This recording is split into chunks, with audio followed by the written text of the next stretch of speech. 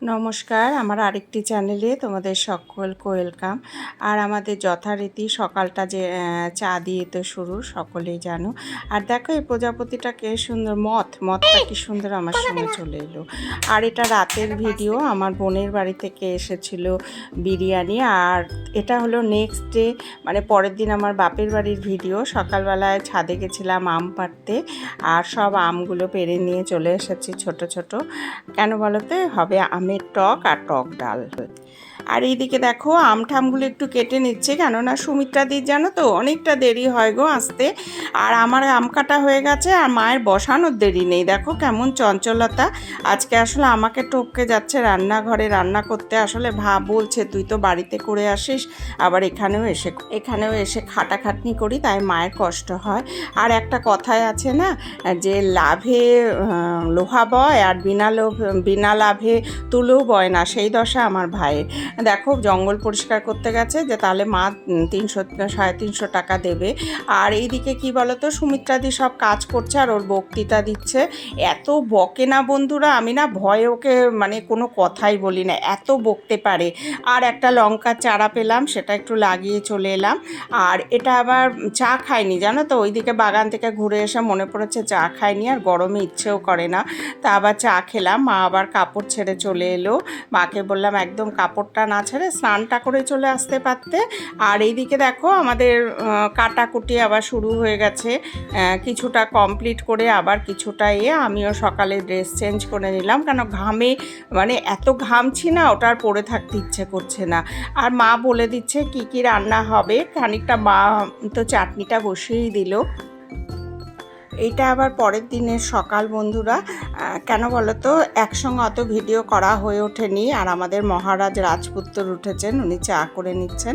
আর এইদিকে একটা গরু এসেছে, তাকে মায়ের কালকে অনেকটা ভাত হয়ে গেছিলো, ওটা খাওয়াবো। আর সাথে একটা লঙ্কার চারা পেলাম, সেটা নিয়ে যাচ্ছি লাগাতে। আর আমার গাছগাছালি দেখলে না আমি পাগল হয়ে যাই।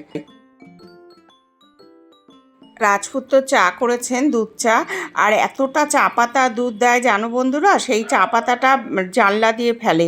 তা আমি আবার ওটা নিয়ে সামনের জমিটাতেই ফেলে দিয়ে এলাম। আর এইদিকে দেখো এটা শুক্তো হচ্ছে, এটা তো নেক্সট ডে আমার বললাম মর্নিং। এগুলো 3-4টে মর্নিং নেক্সট ডে করেই আমার ভিডিওটা আজকে করেছি। আর আজকে হবে আমাদের বাড়ির ডিম আর শুক্তো। আর প্রচণ্ড গরম যেহেতু। আর এইদিকে কি বলো তো বন্ধুরা, আমাদের খেতে তো ইচ্ছেই নেই। আর আমার বাপের বাড়িতে কি বলো তো, খাওয়ার নিয়ে অনেকটাই ঝামেলা, বিশেষ করে আমার মা কিছুই খেতে ভালোবাসে না। আর এমনি করেই দেখো আমার তোমাদের সঙ্গে গল্প করতে করতে রান্না হলো। আর এইদিকে প্রচণ্ড খিদে পেয়েছে, তাই 2 চামচ আবার ছাতু নিয়ে এলাম। তাই এইদিকে ডিম কষাটা করতে করতে আর ছাতুটা একটু চিনি দিয়ে কোনো রকমে গুলে, মানে কোনো রকমে 2 চামচ ছাতু মুখে দিয়ে দিলাম। কাজের সময় তো অত তাল থাকে না। আর ফ্রিজ থেকে নিয়ে এলাম একটু আদা দিতে ভুলে গেছিলাম। আর এইদিকে আবার এটা দেখো গরুটা এসেছে, বললাম না অনেকটা ভাত ছিল জানো তো, ভাই ভাত খায়নি, ফেলেছে। সেই ভাতটা গরুটাকে দিলাম, আহারে কি সুন্দর। কিন্তু দেখো চা পাতা ফেলে রেখেছে, বলো তো কেউ চা পাতা দেয়? আমি তো খেয়াল করিনি, আর বেচারা খাচ্ছে জানো তো কি সুন্দর। আসলে ও কেন এসছে বলো তো, ওকে একটা কলা দিয়েছি, সেই জন্য ডাকলাম, কি সুন্দর চলে এলো। তা ওকে খাওয়াচ্ছি, সকাল সকাল একটু পূর্ণ মনে হলো। পূর্ণ আর কিছুই না, ঈশ্বরের কাছে আমি মানে ঈশ্বরের কাছে এতটাই অপরাধী, আমি কিছুই বোধহয় পূর্ণ করিনি জীবনে, কিছুই আমার প্রাপ্তি নেই ভগবানের কাছে।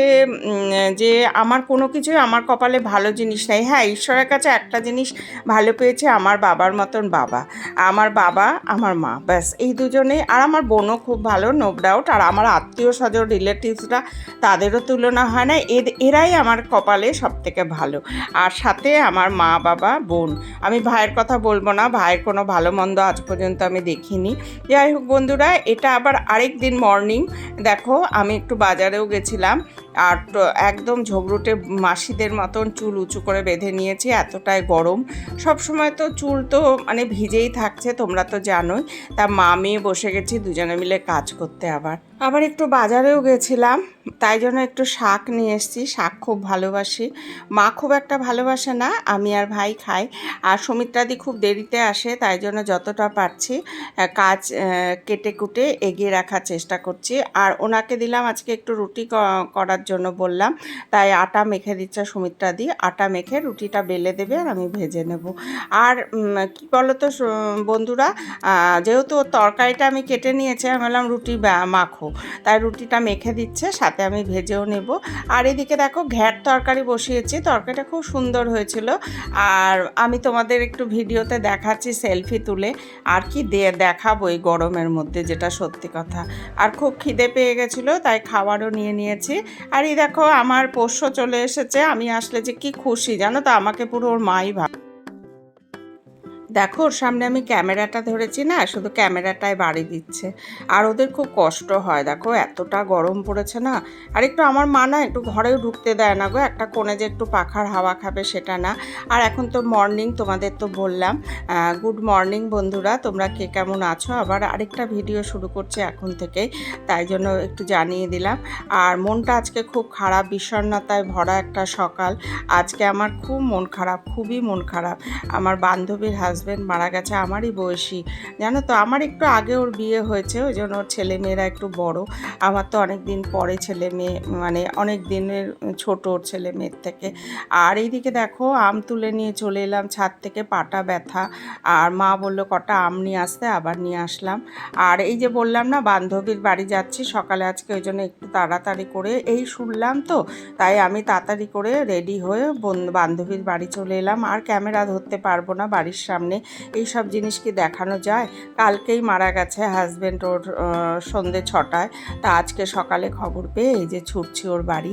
এই যে ওর বাড়ি আমার পাড়াতেই। কি দেখো বন্ধু, ছোট থেকে আমরা একই পাড়ায় থাকতাম, আবার আমার বাবাও যে বাড়ি করেছে একই পাড়ায় ও বাড়ি করেছে। এই যে ওর বাড়ি, এই যে মেন গেট ওর, এই যে গেট এই পর্যন্তই আমি রাখবো, কেননা বাড়ির ভেতরের পরিস্থিতি আর এই মুহূর্তে কি করে ভিডিও ধরি বলো একটা মানুষের মুখের সামনে, এইসব কি আর দেখানো যায়? আর ওর বর খুব লক্ষ্মী ছিল, কি সুন্দর বাড়িঘর দেখো, বউকে সাজিয়ে দিয়ে গেছে। চলে এলাম ওর বাড়ি। আসলে কিভাবে ওর মুখোমুখি হব সেটাই আমি বুঝতে পারছি না, কেননা ও আমার ছোটোবেলাকার বন্ধু, প্রাণীর বন্ধু, আমরা দুজনে খুব ভালো ফ্রেন্ড ছিলাম, তাই খুব কষ্ট হচ্ছে। একটা শোক বাড়িতেই যাচ্ছি বলতে গেলে, আমার বান্ধবীর বর মারা গেছে, খুব প্যাথেটিক। চলো যাই ওই বাড়িতে, এই বাড়ির সামনে চলে এসছে, একটুখানি ফল টল দিতে।